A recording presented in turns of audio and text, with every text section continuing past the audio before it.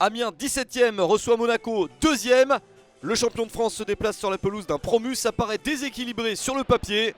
Mais attention, au sortir de la trêve internationale, il peut y avoir des surprises. Les Amiénois sont très agressifs dans le début de la partie. Et ils réussissent à obtenir ce coup franc. Gaël Kakuta pour le frapper. La reprise de la tête à côté de Moussa Konaté. Première opportunité intéressante pour l'attaquant international sénégalais.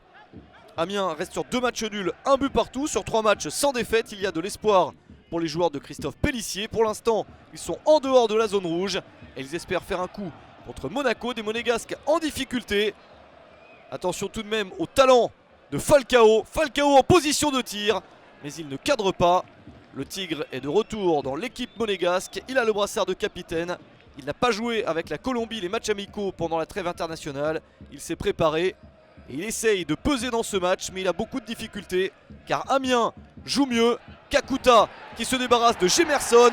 Il peut servir Serge Gakpé, la vitesse de Gakpé qui se joue de Radji pour aller marquer le premier but du match à la 31e minute. 1-0 pour Amiens et le premier but de cette saison en Ligue 1 Conforama pour l'international togolais Serge Gakpé, l'une des nombreuses recrues amiénoises.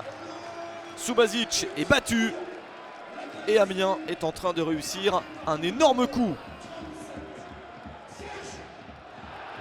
Kakuta passeur, Gakpé buteur, entouré de Konaté, de Zungu, de Cornet ou encore du capitaine Thomas Monconduit. L'équipe de Christophe Pélissier à la mi-temps mène au score, c'est une surprise. Monaco restait sur 3 matchs sans avoir encaissé de but.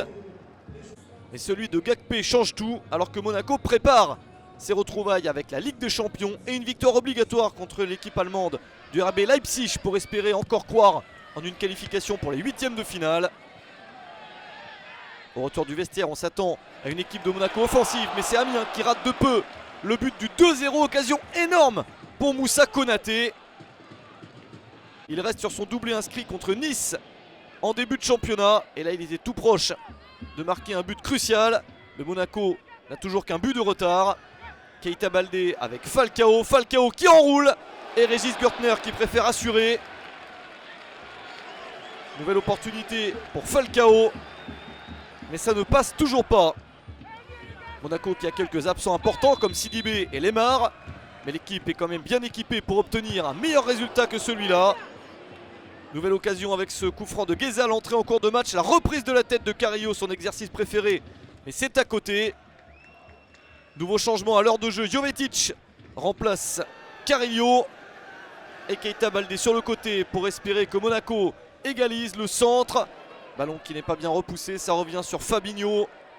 Monaco qui tente tout pour marquer ce fameux but.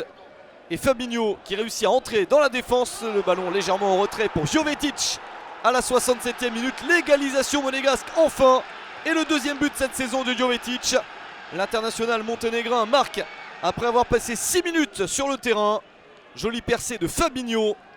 Passeur décisif sur cette action. Un but partout entre les deux équipes. Mais Monaco ne parvient ensuite pas à prendre le match à son compte. Et Amiens conserve un point du nul assez mérité. Un but partout entre Amiens et Monaco.